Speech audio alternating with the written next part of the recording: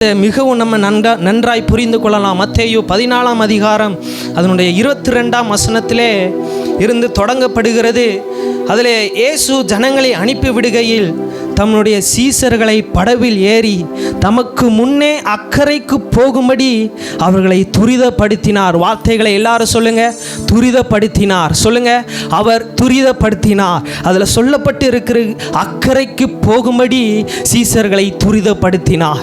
அக்கறைக்கு போகும்படி சீசர்களை துரிதப்படுத்தினார். ஆனால் அங்கே என்ன சம்பவம் சம்பவிக்குதுன்னா 24வது வசனம், அதற்குள்ளாக படகு நடுக்கடலிலே சேர்ந்து எதிர்காற்றாய் இருந்தபடியால் அலைகளினால் அளவுபட்டது. அலைகளினால் அளவுபட்டது. அந்த வார்த்தையை நம்ம மிகவும் புரிந்து கொள்ளணும்.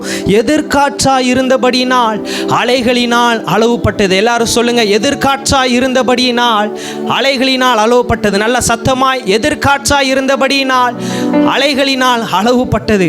ஆனால் இதில் என்ன ஒரு காரியம்னா, இயேசு கிறிஸ்து தான் துரிதப்படுத்துகிறார். அந்த வசனத்தை நல்லா வாசிக்கும் பொழுது இயேசு கிறிஸ்து தான் சீசர்களை பார்த்து அக்கறைக்கு போகும்படி சீசர்களை துரிதப்படுத்தினார் என்று வசனம் சொல்லியிருக்கிறது. ஆமாம், நம்மளுடைய வாழ்க்கையிலையும் கூட அங்கே சீசர்களுடைய வாழ்க்கையை பார்க்குறோம். அக்கறைக்கு போயிடலாங்கிற ஒரு நம்பிக்கையோடு தான் அவர்கள் படகுல ஏறினாங்க. அக்கறைக்கு போயிடலாம் என்கிற நம்பிக்கையோடு தான் படகுல ஏறினாங்க. அக்கறைக்கு போயிடலான்னு சொல்லிட்டு படகை அவர்கள் ஓட்ட தொடங்கினார்கள், தண்டு போட தொடங்கினார்கள் என்று வசனம் சொல்லியிருக்கிறது. அவர்கள் தண்டு போட தொடங்கின பொழுது நடுக்கடலிலே சேர்ந்த பொழுது ஒரு காரியம் சம்பவிக்கிறது. எதிர்காற்றாய் இருந்தபடியினால் அவர்கள் அக்கறைக்கு போக விடாதபடிக்கு அநேக அலைகளினால் படகு அளவுபட்டது. நம்முடைய வாழ்க்கையிலையும் கூட சில காரியத்தை நீங்கள் யோசிக்கலாம். ஆண்டவரே, நீங்கள் சொல்லி தானே நாங்கள் இதை செஞ்சோம். நீங்கள் சொல்லி தானே ஆண்டவரே, நீங்கள் துரிதப்படுத்த போய் தானே இந்த காரியத்தை செஞ்சோம். நீங்கள் சொல்லி தானே நாங்கள் ஊழியத்திற்கு வந்தோம். நீங்கள் சொல்லி தானே நாங்கள் எங்களை ஒப்பு கொடுத்தோம். நீங்கள் சொல்லி தானே இந்த காரியத்தை நாங்கள் முற்றிலுமாய் உங்களுடைய கரத்தில் நாங்கள் ஒப்பு கொடுத்தோம். நீங்கள் சொல்லி தான் ஆண்டவரே நாங்கள் செஞ்சோம். ஆனால் நாங்கள் அந்த காரியத்தில் நாங்கள் ஒரு பிரச்சனையை சம்பவித்து கொண்டு இருக்கிறோமே, அந்த காரியத்தில் நாங்கள் மிகுந்த ஒரு கலக்கத்தோடு நாங்கள் உட்கார்ந்து கொண்டு இருக்கிறோமே. அதில் சீசர்களை பார்க்கலாம். அவங்க நினச்சிருப்பாங்க, நடுக்கடலில் இருக்கும் பொழுது ஆண்டவரை நீங்கள் சொல்லி தான் நாங்கள் நடுக்கடலில் வந்தோம். இப்பொழுது நாங்கள் எதிர்காற்றாக இருக்கிறபடினால் அக்கறைக்கு போக விடாதபடிக்கு இந்த காற்றும் இந்த கடலும் எங்களை அக்கறைக்கு சேர விடாதபடிக்கு எங்களை தடையாய் நிற்கிறது. ஆண்டவரே, நீங்கள் சொல்லி தானே நாங்கள் இதை செஞ்சோம். நிறைய பேர் இன்றைக்கு எண்ணுகிற ஒரு காரியம் என்னன்னா, ஆண்டவரை நீங்கள் சொல்லி தான் நாங்கள் செஞ்சோம். இதில் நிறைய பேருக்கு ஒரு கேள்விக்குறி, ஆண்டவர் பேசினாரா இல்லை சத்துரு பேசினானா? ஆண்டவர் பேசினாரா, சத்துரு திட்டம் போட்டானா? இல்லை சகோதரி, கர்த்தர் சொல்லுகிறா, நான் தான் பேசினேன். வசனம் சொல்லி இருக்கிறது, இயேசுவானவர் அவர்களை துரிதப்படுத்தினார். இயேசுவானவர் அவர்களை துரிதப்படுத்தினார். நீங்கள் கூட இன்னைக்கு நினைத்து கொண்டு இருக்கலாம், நீங்கள் துரிதப்படுத்த போய் தானே ஆண்டவரை நாங்கள் இந்த காரியத்தில் நாங்கள் இருக்கிறோம். இப்பொழுது நாங்கள் அதில் பிரச்சனைகளை மாட்டிக்கொண்டு இருக்கிறோம். நாங்கள் அந்த பிரச்சனைகளை மாட்டிக்கொண்டு இருக்கிறோம். ஆனால் வசனம் என்னவாய் முடிகிறது என்று தெரியுமா? 25வது வசனத்தை வாசிக்கும் பொழுது, இரவின் 4ஆம் ஜாமத்திலே இயேசு கடலின் மேல் நடந்து அவர்களிடத்தில் வந்தார். இயேசு கடலின் மீது நடந்து அவர்களிடத்தில் வந்தார். இயேசு கடலின் மேல் நடந்து அவர்களிடத்தில் வந்தார் என்று வசனம் சொல்லி இருக்கிறது. அம்மா ஐயா, ஆண்டவர் சொன்னார், துரிதப்படுத்தினார், உண்மைதான்.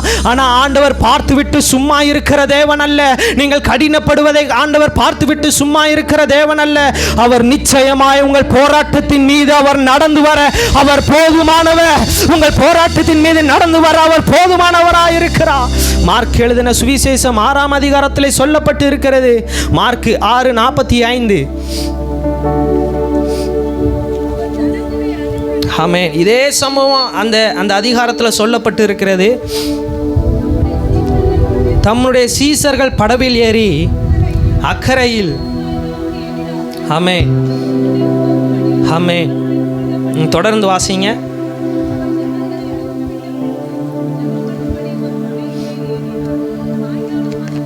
சாயங்காலமான போது,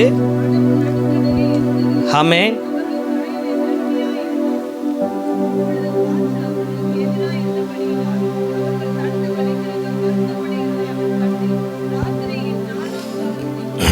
வசனம் இப்படியாக சொல்லி இருக்கிறது, அவர்கள் தண்டு வலிக்கிறதில் வருத்தப்படுகிறதை அவர் கண்டு. இந்த வார்த்தையை எத்தனை பேர் விசுவாசிக்கிறீங்க? அவர் உங்களை துரிதப்படுத்தினது உண்மையே ஆனால், அவர் உங்களுக்கு இந்த வார்த்தையை சொன்னது உண்மையே ஆனால், அவர் நிச்சயம் உங்கள் பிரச்சனைகளையும் உங்கள் கலக்கத்தையும் அவர் பார்த்துவிட்டு சும்மா இருக்கிற தேவன் அல்ல.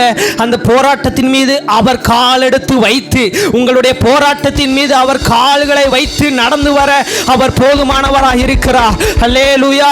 உங்களுடைய போராட்டத்தின் மீது அவர் நடந்து வர போதுமானவராக இருக்கிறார். இன்னைக்கு நிறைய ஒரு கேள்விக்குறி என்னன்னா, எதற்கு இந்த எதிர்காற்று? எதுக்கு ஆண்டவரே இந்த எதிர்காற்றை எங்களுக்கு நீங்கள் அனுமதித்தீங்க? நீங்கள் தான் அக்கறைக்கு போக சொன்னீங்க, நீங்கள் தான் அந்த படகை துரிதமாய் ஓட்டி கொண்டு போக சொன்னீங்க. ஆனால் ஒரு எதிர்காட்சாக இருந்தபடினால் நாங்கள் அக்கறைக்கு போகாதபடிக்கு தடையாக இருக்கிறதே, எதிர்காட்சி தடையாக இருக்கிறதே. ஐயோ, எங்களுக்கு விரோதமாய் பார்வோன் திட்டம் போட்டு எங்களுக்கு விரோதமாய் எழும்பி வருகிறானே. ஆண்டவரே, நீங்கள் தானே எகிப்து தேசத்திலிருந்து எங்களை புறப்பட பண்ணினீங்க. ஆனால் முன்னாடி ஒரு சிவந்த சமுத்திரம் இருக்குது, ஆனால் பின்னாடி பார்த்தா எகிப்தியன் எங்களை பின்தொடர்ந்து வருகிறானே, நாங்கள் மாண்டு போவோம், நாங்கள் மடிந்து போவோம் என்று நினைக்கலாம். ஆனால் கர்த்தர் அந்த கடலை எதற்காக தெரியுமா உங்களுக்கு முன்பாக வைத்திருந்தார்? எதற்கு தெரியுமா அந்த எதிர்காட்சியை உங்களுக்கு முன்பாக வைத்திருந்தார்? எதற்கு தெரியுமா அந்த மிகுந்த கடல் அலைகளை உங்களுக்கு முன்பாக வைத்திருந்ததற்கு காரணம் என்னன்னா, உங்களுக்கு விரோதமாய் திட்டம் போட்ட சத்துருக்களை அந்த போராட்டத்திலே முறியடிப்பதற்காக, உங்களுக்கு விரோதமாய் எழும்பப்பட்ட சத்துருவின் திட்டங்களை கர்த்தர் முறியடித்து போடுவதற்காக இந்த போராட்டத்திலே, இந்த பிரச்சனையிலே, இந்த பாடுகள் மத்தியிலே கர்த்தர் உங்களை நடத்தி கொண்டு வருகிறார். கர்த்தர் உங்களை நடத்தி கொண்டு வருகிறார். புரிந்தவர்கள் மாத்திரம் நல்ல கரங்களை தட்டி தேவனை மகிமைப்படுத்த தொடங்குவோம். நல்ல மகிமைப்படுத்த தொடங்குவோம். எதற்கு தெரியுமா அந்த பிரச்சனை? எதற்கு தெரியுமா இஸ்ரவேல் ஜனங்களே இந்த பிரச்சனை? எகிப்து தெரியுமா அந்த எகிப்து ஜனங்கள் உங்களை பின்தொடர்ந்து வருகிறார்கள்? காரணம் எதற்கு என்றால், இன்று கண்ட எகிப்தியனை இனி என்றும் காண்பது இல்லை. இன்று கண்ட எகிப்தியனை இனி என்றைக்கும் காண்பது இல்லை. உங்களுக்கு விரோதமாக எழும்பி வருகிற போராட்டம் எதற்குனா, நீ எவ்வளவு தூரம் பார்க்க முடியுமா பார்த்து விடுங்க. இந்த பிரச்சனையை எவ்வளவு தூரம் பார்க்க முடியுமா பாருங்க. இனிமேல் இந்த பிரச்சனையை நீங்கள் காண்பது இல்லை. இனி இந்த பிரச்சனைகளை நீங்கள் காண்பது இல்லை. அதற்கு மாறாக அந்த பிரச்சனையிலே வெட்டாந்தரையிலே நடந்து செல்லுகிற ஒரு அனுபவம், ஒரு வெட்டாந்தரையிலே கடந்து செல்லுகிற ஒரு அனுபவம் இப்பொழுது இருக்கிற சூழ்நிலையை பார்க்கிறோம் 1000 மடங்கா, 1000 மடங்கா. ஆண்டவர் சொல்லுகிற வார்த்தை, முன்னினைவுகளை நினைக்க வேண்டாம், பூர்வமானவர்களை சிந்திக்கவும் வேண்டாம். இதோ ஒரு புதிய காரியத்தை, இதோ ஒரு புதிய காரியத்தை, இதோ ஒரு புதிய காரியத்தை நான் செய்ய போகிறேன், செய்ய போகிறேன். யாரும் சோர்ந்து போக வேண்டாம், சோர்ந்து போக வேண்டாம். எவ்வளவு கரங்களை தட்டி மகிமைப்படுத்த தொடங்கணும். மகிமைப்படுத்த தொடங்குங்க, மகிமைப்படுத்த தொடங்குங்க, மகிமைப்படுத்த தொடங்குங்க. இஸ்ரவேல் ஜனமே, இஸ்ரவேல் ஜனமே, எகிப்தியர் உனக்கு பின்பாக தொடர்ந்து வருவதை, சத்துரு உனக்கு விரோதமாய் திட்டம் போடுவதை எவ்வளவு தூரம் பார்க்க முடியுமா பாரு, எவ்வளவு தூரம் பார்க்க முடியுமா பாரு. எதிர்காட்சி எவ்வளவு தூரமாய் உன்னால் பார்க்க முடியுமா பாரு. மிகுந்த அலைக்கடல்களை எவ்வளவு பார்க்க முடியுமா பாரு. உன்னுடைய படகை சேதமாக்குவதற்கு வருகிற பெருங்காற்றை எவ்வளவாய் பார்க்க முடியுமா பாரு. இனி அவைகளை காண்பது இல்லை, இனிமேலும் அவைகளை காண்பது இல்லை, இனி இந்த போராட்டத்தை காண்பது இல்லை. கர்த்தருடைய வார்த்தை திட்டவட்டமாய் சொல்லுகிறது, இன்று கண்ட எகிப்தியனை இனி என்றும் காண்பது இல்லை. இன்று கண்ட எகிப்தியனை இனி என்றென்றைக்கும் காண்பது இல்லை, இனி என்றைக்கும் காண்பது இல்லை. நன்றி, நன்றி, நன்றி, நன்றி, நன்றி, நன்றி, நன்றி, நன்றி. சகோதரி, சகோதரி, கர்த்தர் சொல்லுகிற வார்த்தை, கர்த்தர் சொல்லுகிற வார்த்தை, சிவந்த சமுத்திரத்தின் மத்தியில் கர்த்தர் உங்களை கொண்டு வந்து நிறுத்தினது ஏதோ உங்களை களங்கம் அடைவதற்காக அல்ல, உங்களுடைய விசுவாசத்தை குறைய பண்ணுவதற்காக அல்ல. கொஞ்சம் பின் திரும்பி பாருங்க, கொஞ்சம் பின்னாடி திரும்பி பாருங்க, உங்க வாழ்க்கையை திரும்பி பாருங்க. உங்களுக்கு விரோதமாய் வருகிற அந்த எகிப்தியனை, உங்களுக்கு விரோதமாய் வருகிற அந்த சத்துருவின் திட்டங்களை அந்த சமுத்திரத்திலே முற்றிலுமாய் அவன் மீண்டும் எழும்பி வரவிடாதபடிக்கு கர்த்தர் அந்த திட்டத்தை வைத்திருக்கிறார். இது சத்துருவின் திட்டம் அல்ல, இது பரலோக ராஜ்யத்தின் திட்டம், இது பரலோக ராஜ்யத்தின் திட்டம். நன்றி, நன்றி, நன்றி, நன்றி, நன்றி, நன்றி, நன்றி அப்பா, நன்றி அப்பா, நன்றி அப்பா, நன்றி அப்பா, நன்றி, நன்றி. ஏன் தெரியுமா அந்த எதிர்காட்சி? ஏன் தெரியுமா அந்த பெரிய ஒரு போராட்டம்? எதுக்கு தெரியுமா இந்த பெரிய கலக்கம்? உங்கள் குடும்பத்தில் ஏன் தெரியுமா இந்த கண்ணீர் வருகிறதற்கு காரணம் என்னன்னா, சத்ருனுடைய திட்டம் அல்ல, அது தேவனுடைய திட்டம் தாங்க. அது தேவனுடைய திட்டம் தான். யோபுவினுடைய வாழ்க்கையை பார்க்கிறோம். எல்லாத்தையும் இழந்து போன யோபு, எல்லாத்தையும் இழந்து போன யோபு. யோபு கொஞ்சம் கூட நினைக்கலது சத்ருனுடைய திட்டம்னு. இல்லை, அது கர்த்தர் அனுமதித்தது தான். அது கர்த்தர் அனுமதித்தது தான். உங்கள் வாழ்க்கையில் என்ன காரியம் நடக்குதோ அது சத்ரு திட்டம் போட்டது இல்லைங்க. அது கர்த்தர் அனுமதித்த காரியம். அது கர்த்தர் அனுமதித்த காரியம். ஒன்று மாத்திரம் புரிந்து கொள்ளுங்க. கர்த்தர் அனுமதித்தாரே என்றால், கர்த்தர் அனுமதித்தாரே என்றால், கர்த்தர் ஒரு காரியத்தை உங்கள் வாழ்க்கையில கொண்டு வந்தாரே என்றால், அதை முடிய பண்ணுகிறதும் அவராதான் இருக்கணும். அதை முடிய பண்ணுகிறதும் அவராதான் இருக்கணும். அதை முடிய பண்ணுகிறதும் அவராதான் இருக்கணும். ஒரு வாழ்க்கையை, ஒரு பிரச்சனைகளை கர்த்தர் உங்கள் மத்தியிலே அனுமதித்தாரே என்றால், அதுல யோபுவினுடைய வாழ்க்கையை பார்க்கிறோம். இயேசு கிறிஸ்து அனுபவிக்கிறார். கர்த்தர் அனுபவிக்கிறார். கர்த்தர் ஒரு காரியத்தை சொல்லுகிறார் சத்ருனிடத்தில், நீ எவ்வளோ செய்ய முடியுமோ செய், ஆனால் அவனுடைய பிராணனை மாத்திரம் உனக்கு தொடுவதற்கு அதிகாரம் இல்லை. அவனுடைய பிராணனை தொடுவதற்கு மாத்திரம் உனக்கு அதிகாரம் இல்லை. ஆமாம், அதில் பார்க்கிறோம் யோபினுடைய வாழ்க்கையில் நடுவில் முழுவதும் போராட்டம். 10 பிள்ளைகள் இறந்து போனார்கள். தன்னுடைய சரீரம் முழுவதும் பாழாய் போனது. வெறும் ஓடு மாத்திரம் கரங்களை இருக்கிறது, வேற எதுவும் இல்லை. வெறும் ஓடு மாத்திரம் கரங்களை இருக்கிறது. யோபு எல்லாவற்றையும் இழந்த யோபு. ஆனால் யோபுவினுடைய முடிவு என்னவாய் முடிகிறது என்று தெரியுமா? எடுத்துக்கொள்ளலாம். யோபுவினுடைய கடைசி அதிகாரத்தில், இந்த காரியத்தை நான் எடுத்துக்கொண்டு வரவில்லை, ஏதோ ஆவில உணர்த்தப்பட்டவனா இந்த பகுதிக்குள்ளாக வருகிறேன். யோபுவினுடைய பகுதியில் பார்க்கிற கடைசி அதிகாரத்தில் 9:10 சொல்லப்பட்டு இருக்கிறது. வாசிங்க. கர்த்தர் தங்களுக்கு சொன்னபடியே செய்தார்கள்.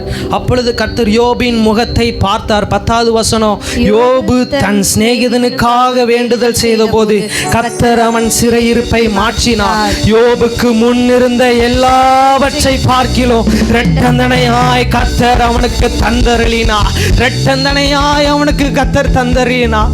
காரணம் என்ன தெரியுமா? அந்த பிரச்சனைகளை அனுபவித்தது கர்த்தர். ஆமென், ஹல்லேலூயா.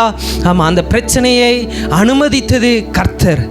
இந்த காலத்தில் கர்த்தர் உங்களை துரிதப்படுத்தினாரே என்றால், கர்த்தர் உங்களை துரிதப்படுத்தினாரே என்றால், கர்த்தர் ஒரு வார்த்தையை சொல்லி நீங்கள் ஒரு காரியத்தை செஞ்சீங்கன்னா அந்த பிரச்சனையை தீர்த்து வைக்கிறது அவர் கர்த்தராக தான் இருக்கணும். அவர் கர்த்தராக தான் இருக்கணும். துரிதப்படுத்தினார், உண்மைதான். அவர்கள் தண்டு வலிக்கிறதில் கடினப்பட்டதை இயேசு கிறிஸ்து பார்த்துவிட்டு சும்மா இருக்கல. அவர் அப்புறம் போகிறவர் போல காணப்பட்டார் என்று வசனம் சொல்லி இருக்கிறது. அவர் அப்புறம் போகிறவர் போல காணப்பட்டார். கடைசியாக ஒரே ஒரு விஷயத்தை மாத்திரம் சொல்லி நான் முடிக்க ஆசைப்படுகிறேன். ஆமாம், அப்போஸ்தலரின் புஸ்தகம் 27ஆம் அதிகாரம்.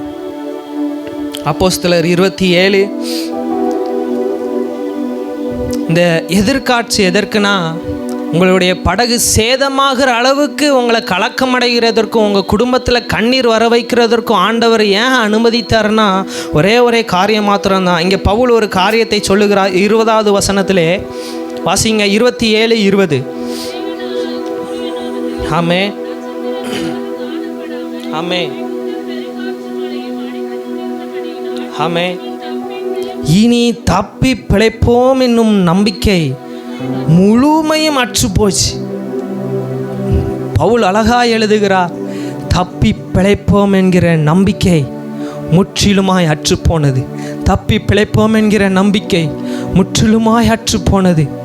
தப்பி பிழைப்போம் என்கிற நம்பிக்கை முற்றிலுமாய் அற்று போனது. ஒருவேளை இன்றைக்கு நீங்கள் இந்த இடத்துல நீங்கள் அப்படிப்பட்ட சூழ்நிலை வந்திருப்பீங்கன்னா, ஐயோ தப்பி பிழைப்பனா, இந்த பிரச்சனையில் எனக்கு ஒரு விடுதலை கிடைக்குமான்னு சொல்லிட்டு நீங்கள் வந்திருந்தீங்கன்னா, கர்த்தர் சொல்லுகிற வார்த்தை, உங்களை கரை சேர்ப்பேன்.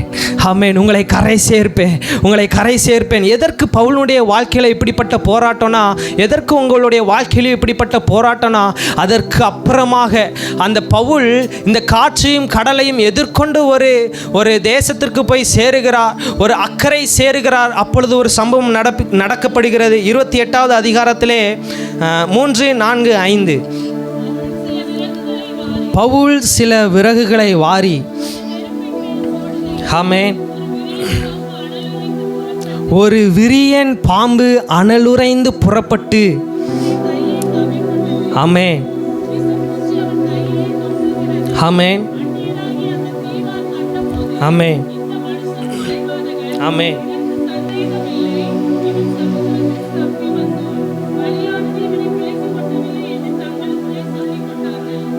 5. அந்த பூச்சியை தீயிலே உதறி போட்டு ஒரு தீங்கும் அடையாதிருந்தான். இந்த காரியத்தில் பார்க்கிறோம், பவுல் மிகுந்த வேதனையோடு முன்னாடி வாசித்தது போல தப்பி பிழைப்போம் என்கிற நம்பிக்கை முழுவதுமாய் அற்று போயிருந்த ஒரு பவுல் அக்கறைக்கு சேர்ந்ததுக்கப்புறம் சில விறகுகளை வாரிக்கொண்டு தீயிலே போடும்படியாய் போகிறான். அனலுறைந்த ஒரு விரியன் பாம்பு. இதை சொல்லுங்க, அனலுறைந்த விரியன் பாம்பு. அனலுறைந்த ஒரு விரியன் பாம்பு. எதற்கு கர்த்தர் உங்களை இந்த போராட்டத்தில் கொண்டு வருகிறார்னா, அனலுறைந்த விரியன் பாம்பு எப்படி இருக்குன்னா, அது ஏற்கனவே தீயினால் அவதிப்பட்டு அது மிகுந்த போராட்டத்தோடு இருக்குது. வெறி கொண்டு அது பவுலை கவ்வினது. அனலுறைந்த பாம்பு. இப்போ நம்மளை யாராவது ஒரு கோபத்தோடு அடிக்கிறாங்கன்னா அடுத்து நம்ம வாங்கிட்டு போக மாட்டோம். அவங்க நம்மளை அடித்த அடியை காட்டிலும் அவங்க நம்ம மேலே கோவப்பட்ட அந்த கோபத்தை காட்டிலும் இரட்டந்தனையாக இருக்கும். ஆமென். எத்தனை பேர் இதை அங்கீகரிக்கிறீங்க? எத்தனை பேர் இதை ஆமாம் என்று சொல்கிறீங்க? ஆமாம். அதில் சொல்லப்பட்டு இருக்கிறது அனலுறைந்த பாம்பு, விரியன் பாம்பு. அனலுறைந்த ஒரு விரியன் பாம்பு மிகவும் அவனுடைய கையை கவ்வி கொண்டது. எதற்கு தெரியுமா கர்த்தர் இதை அனுமதித்தார்? காரணம் 5வது வசனத்தில் சொல்லப்பட்டு இருக்கிறது, அவன் அந்த பூச்சியை தீயிலே உதறி போட்டு ஒரு தீங்கும் அடையாதிருந்தான்.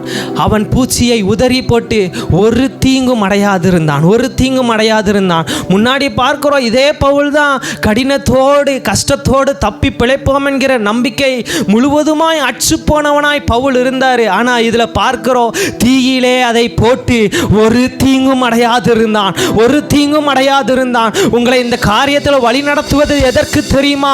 நீங்கள் மாத்திரம் விடுதலை அடைவதற்காக அல்ல. இந்த தேசத்தில் கிரியை செய்கிற சில சத்துருவின் கிரியைகளை நீங்கள் முற்றிலுமாய் முறியடிப்பதற்காக கர்த்தர் இதை அனுமதித்திருக்கிறார். இந்த போராட்டத்தை கர்த்தர் அனுமதித்தது எதற்கு தெரியுமா? சில தேசத்தில் கிரியை செய்து கொண்டிருக்கிற சர்ப்பத்தின் கிரியைகளையோ, தேசத்தில் கிரியை செய்து கொண்டிருக்கிற சத்துருவின் திட்டங்களையோ, அவனுடைய நாச மோசங்களையோ தீயிலே போடும்படியா, தீயிலே போடும்படியா கர்த்தர் உங்களை வேறு பிடித்திருக்கிறார். இந்த போராட்டத்திலே கர்த்தர் உங்களை வழி நடத்துவது அதற்காகவே, அதற்காகவே, அதற்காகவே. அவன் தீயிலே போட்டு ஒரு தீங்கும் அடையாதிருந்தான். செக்கினா பலவீனம் அடைந்தது எல்லாருக்கும் ஒரு தெரிந்ததான ஒரு காரியம்தான். அவள் பலவீனமாக இருந்த ஒரு காரியம், எல்லாருக்கும் தெரிந்த ஒரு காரியம். ரொம்பவும் பலவீனமாக இருந்தா ஒரு நாளைக்கு 15 மாத்திரைக்கு மேலே எடுத்துக்கொள்ளுவா. 5 நிமிஷத்துக்கு ஒரு வாட்டை, அதுவே அதிகம். அந்த 5 நிமிஷமே அடிக்கடி மயக்கம் போட்டு விழுவா. அடிக்கடி மயக்கம் போட்டு விழுவா. எப்பயுமே யாராச்சும் பக்கத்தில் இருந்து கொண்டே இருக்கணும். ரொம்ப வேதனையோட குடும்பத்தில் நாங்கள் எல்லோரும் குழம்பிட்டோம். எதற்கு இந்த பிரச்சனை? நிறைய பேர் ஜபத்துக்கு போனால் விடுதலையை வாங்கிட்டு வருவாங்க. நிறைய பேர் ஜபத்துக்கு போனால் நிறைய அற்புத சுகத்தை வாங்கி கொண்டு வருவாங்க. ஆனால் இவன் மட்டும் ஜபத்துக்கு தானே போனா, ஏன் இப்படிப்பட்ட வேதனைகளை வந்தா? எங்கள் குடும்பத்தில் ஒரே குழப்பம், ஒரே கண்ணீர் கலக்கம். ஒவ்வொருவரும் குடும்ப ஜபத்தில் உட்காரும் பொழுதுலாம் வார்த்தைகள் வராது. பார்த்து கொண்டு நாங்கள் எல்லோரும் ஏங்கி கொண்டு இருப்போம். ஒவ்வொரு நேரமும் மயங்கி விழுந்து கொண்டே இருப்பா. பலவீனம் எதற்கு வந்துச்சுன்னு சொல்லி யாருக்கும் தெரியாது. ஆனால் கர்த்தர் சமீபத்தில் எனக்கு அந்த காரியத்தை உணர்த்த தொடங்கினார். ஆவியானவர் அந்த காரியத்தை உணர்த்த தொடங்கினார். நான் ஜெபித்து கொண்டு இருக்கும் பொழுது, ஏன் தெரியுமா அந்த பலவீனம் வந்துச்சு? நான் அந்த சமயத்தில், அந்த நேரத்தில் அவ்வளவா நான் ஜெபம் பண்ணுறவனாக நான் இருந்ததில்லை. அந்த காலத்தில் நான் அவ்வளவாய் ஜெபம் பண்ணுகிறவனாக நான் இருந்ததல்ல. எப்பயாவது நான் ஜெபம் பண்ணுவேன், எப்பயாவது ஒரு தடவை ஜெபம் பண்ணுவேன். அப்படி தான் இருந்தேன். வேதம் எப்பயாச்சும் தான் நான் வாசிப்பேன். ஆனால் அவள் பலவீனமாக இருக்கும் பொழுது என்னுடைய முழங்காலை பல மணி நேரம் நான் முடக்க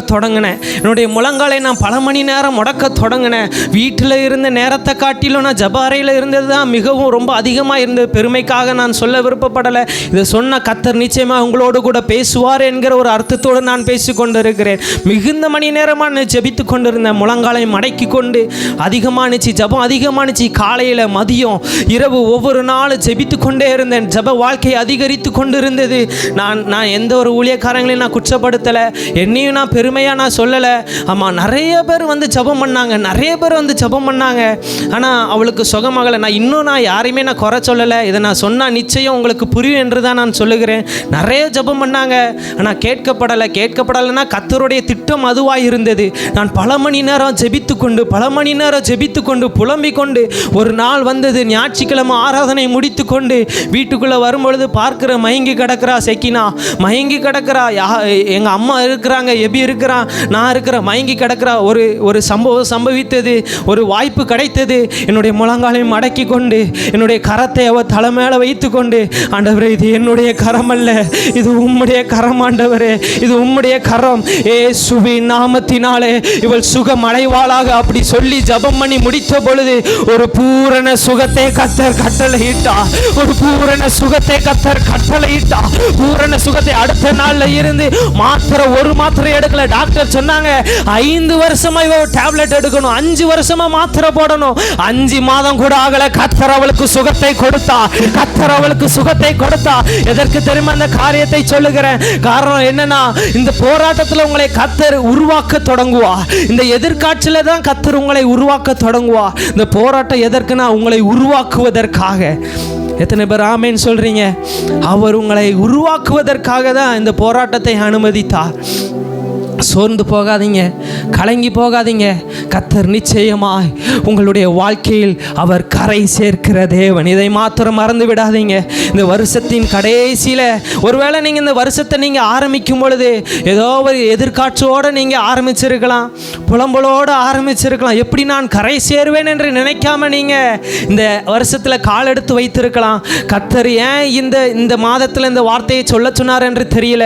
இந்த மாதம் முடிகிறதற்குள்ளாக கர்த்தர் உங்களை கரை சேர்க்கிற தேவனாய் இருக்கிறார். உங்களை கரை சேர்க்கிற தேவனாய் இருக்கிறார். உங்களை கரை சேர்க்கிற தேவனாய் இருக்கிறார். கண்ணீரோடு விதைக்கிறவன் கம்பீரத்தோடு அறுக்குவான்.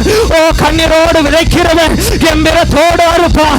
இந்த மாதம் ஒரு கம்பீரமாய் அறுக்கிற மாதமாய் மாறட்டும். இயேசுவின் நாமத்தினாலே கம்பீரத்தோடு அறுக்கிற நாளாய் மாறட்டும். கம்பீரத்தோடு அறுக்கிற நாளாய் மாறட்டும். இந்த வருஷத்தை ஆரம்பிக்கும் பொழுது கண்ணீரோடு புலம்பலோடு எதிர்காட்சியோடு மிகுந்த அலைகளோடு ஆரம்பித்து இருக்கலாம். கர்த்தர் சொல்லுகிற வார்த்தை, இந்த மாதத்திலே கரை சேர்க்கிற தேவனாய், இந்த மாதத்திலே கரை சேர்க்கிற தேவனாய் வலது கரத்தை பிடித்து சொல்லுகிறதாவது, பயப்படாதே, நான் உனக்கு துணை நிற்கிறேன், நான் உனக்கு துணை நிற்கிறேன், நான் உனக்கு துணை நிற்கிறேன்.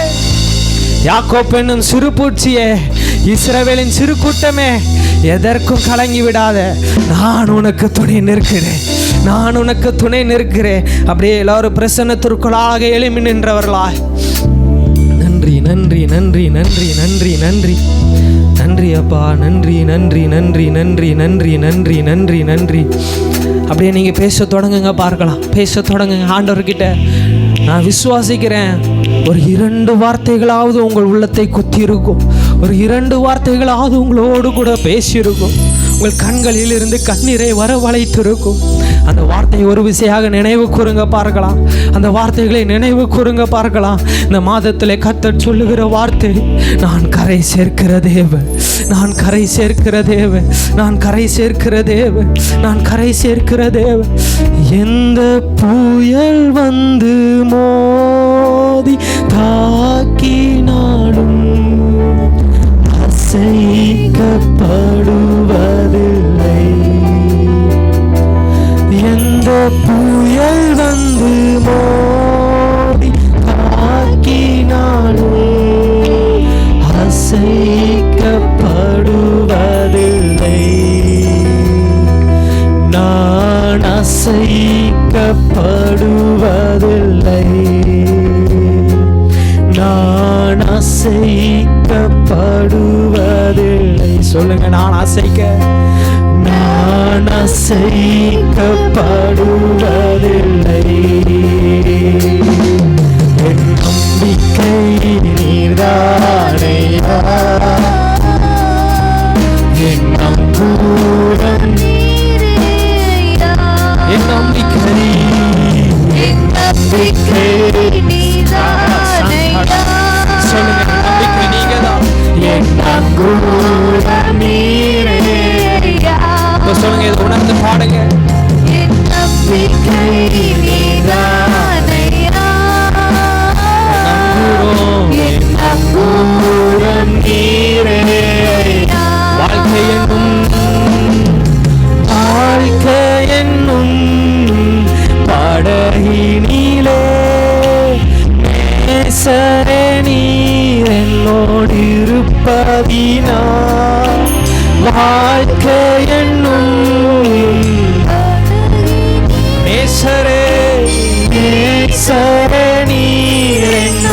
இருப்பதினா எந்த புயல் காற்றும் எதிர்த்தாலும் நான் பயப்படனே. எந்த புயல் சொல்லுங்க சொல்லுங்க எதிர்த்தாலும் நான் சொல்லுங்க சொல்லுங்க சொல்லுங்க எந்த புயல் காற்றும் சொல்லுங்க. இதை அறிக்கை செய்ய இந்த மாதம் முழுவதும் உங்களை கரை சேர்க்கிற தேவனா எல்லா கலக்கங்களையும் எல்லா கண்ணீரையும் எல்லா புலம்பலைகளையும் வசனம் இப்படியாக சொல்லுகிறது. புலம்பலோடு அழுது கொண்டிருந்த நாட்கள் மாறி ஆனந்த சத்தத்துடன் பாடுகிற நாட்கள் வரும். கம்பீரமாய் பாடுகிற நாட்கள் வரும். அவர்கள் ஆனந்த களிப்புடன் பாடி சீயோனுக்கு திரும்பி வருகிற நாட்கள் வரும். நீங்கள் வீடுகளை மாற்றுறோம், உங்களுடைய அஸ்திவாரத்தை மாற்றுறோம். கிறிஸ்துவின் மேல நீங்க கட்டுவராய் இருப்பீர்களேயானா, உங்கள் நம்பிக்கையை அவர் மீது வைப்பீர்களேயானா, அவர் நிச்சயமா உங்களை கரை சேர்க்க போதுமானவர். நம்பிக்கை நீர்தானையா, கூறம் நீரேயா, என் நம்பிக்கை நீர்தானையா. அறிக்கை செய்யுங்க. என் கூறம் நீரேயா. அப்படியே கண்களை மூடினவர்களாகவே இருந்து கொண்டிருங்க. ஒரே ஒரு காரியத்தை மாத்திரம் உங்களிடத்தில் நான் பகிர்ந்து கொள்ள ஆசைப்படுகிறேன். யாரு கண்களை திறக்க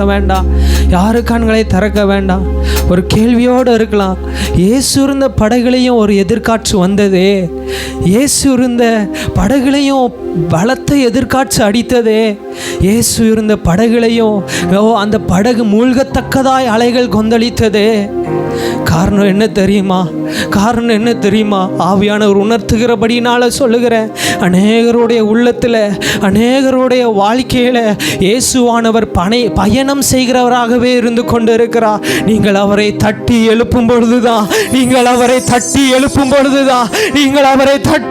பொழுதுதான் ஒரு வார்த்தை உண்டாகும். காற்றையும் கடலையும் பார்த்து அவர் சொல்லுவார், இறையாதே அமைதலாயிரு. இந்த நேரத்தில் யார் ஒப்பு கொடுக்க போறீங்க? யார் இயேசுவை எழுப்ப போறீங்க? உங்கள் உள்ளத்துல நீங்க சொல்லுங்க, ஆண்டவரே நீங்க நித்திரை செய்தது போதும், எங்கள் வாழ்க்கையில நீர் அமைதலாக இருந்தது போதும். எழுந்து கிரியை செய்வீராக. எங்களுக்கு விரோதமாக எழும்பியிருக்கிற ஆயுதங்கள் ஒன்றும் வாய்க்காலே போகட்டும். அந்த எதிர்காட்சை பார்த்து சொல்லுவீராக, இறையாதே அமைதலாயிரு. பிள்ளைகளை பார்த்து கட்ட சொல்லுகிறார், இறையாதே அமைதலாயிரு. பிள்ளைகளுக்கு விரோதமாக எழும்பியிருக்கிற சத்துருவை பார்த்து கட்ட சொல்லுகிறார், இறையாதே அமைதலாயிரு.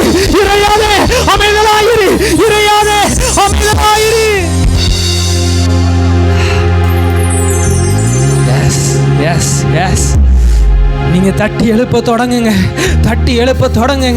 இயேசுவானவர் உங்களுடைய வாழ்க்கையில் அவர் பயணம் செய்கிறவர் மாத்திரம் இருந்து விடக்கூடாது. அவர் கிரியை செய்கிற தேவனாகவும் இருக்கணும். நீங்க இழந்து போன அபிஷேகத்தை அவரை தட்டி நீங்க எழுப்புங்க. இயேசுவை எழுப்ப தொடங்குங்க. தேவனே நீர் நித்திரை செய்தது போதும். என் தேவனே நீர் நித்திரை செய்தது போதும். உம்முடைய சிங்காசனத்தை விட்டு ஒரு விசையாக எழுந்திருப்பீராக. ஆண்டவரே, ஆவியானவரே, யார் இந்த ராத்திரி நேரத்திலே கேட்கிறார்களோ அத்தனை பேருடைய வாழ்க்கையிலும் ஒரு வார்த்தை உண்டாகட்டும். இறையாதே அமைதலாயிரு.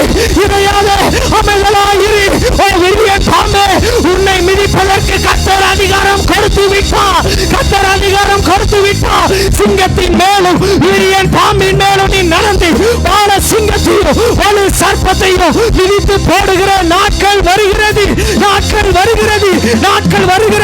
அந்த பிரச்சனையை பார்த்து தானே பயந்தீங்க, அந்த போராட்டத்தை பார்த்து தானே பயந்தீங்க. கர்த்தர் சொல்லுகிறார், பேதுருவே, உன்னை நான் ஜலத்தின் மீது நடக்க வைப்பேன். எந்த எதிர்காட்சியை பார்த்து பயந்தீங்களோ, எந்த போராட்டத்தை பார்த்து பயந்தீங்களோ, இருக்கிறதோ அதன் மீது கர்த்தர் உங்களை நடக்க வைக்க போகிறார். உங்களை நடக்க வைக்க போகிறார். நடக்க வைக்க போகிறார். ஒரு காரியத்தை செய்யணும். விசுவாசத்தோடு அவரை நோக்கி நீங்க பிரயாணம் செய்து பாருங்க. முடிவு பரியந்தமும் அவர் உங்களை நடத்த அவர் போதுமானவர். அவர் போதுமானவர். நன்றி அப்பா, நன்றி அப்பா. எந்த புயல் காற்றும் எதிர்த்தாலும் நான் கலங்கிடேனே.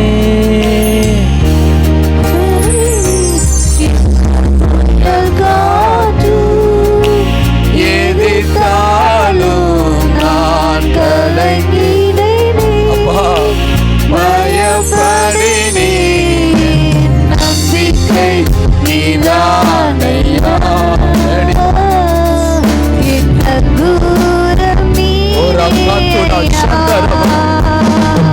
பேசிருக்கீங்கப்பா, ஒவ்வொருவரோடு நீர் பேசிருக்கீங்க. உங்க வல்லமை மாத்திரம் மூடுவதாக. அந்த ஒவ்வொருவரையும் ஆசீர்வதிங்க. எதிர்காற்றாய் இருந்தாலும் அந்த காற்றையும் கடலையும் அதட்டுகிற தேவன் நீர் எங்களோடு இருப்பதற்காக எல்லா கரங்களை தட்டி ஓ ராகாத்தா ரபலபா ரீமானா சந்தா ரபலபா. கர்த்தர் பெரிய காரியங்களை செய்வதற்காக இந்த மாதத்தில், இந்த புதிய மாதத்தை, இந்த 2ஆம் தேதியில கர்த்தருடைய மகிமை எங்க ஒவ்வொருவரையும் மூடினதற்காக ஸ்தோத்திரம். மாதம் முழுவதும் உங்க பிரசன்னத்தின் மகிமை ஒவ்வொருவரையும் மூடுவதாக. பாதுகாத்துக் கொள்ளுங்க, கிருபைக்குள்ள மூடிக்கொள்ளுங்க. இயேசுவின் நாமத்தில் ஜெபிக்கிறோம் நல்ல பிதாவே, ஆமேன் ஆமேன். எல்லாம் சேர்ந்து சொல்லலாமா? என் ஆத்துமாவே கர்த்தரை ஸ்தோத்திரி, என் முழு உள்ளமையுடைய பரிசுத்த நாமத்தை ஸ்தோத்திரி. என் ஆத்துமாவே கர்த்தரை ஸ்தோத்திரி, கர்த்தர் செய்த சகல பாலை மறவாதே. ஆமேன். அல்லேலூயா, அல்லேலூயா, அல்லேலூயா. ஜேம்ஸ் பிரதர் மக கல்யாணம்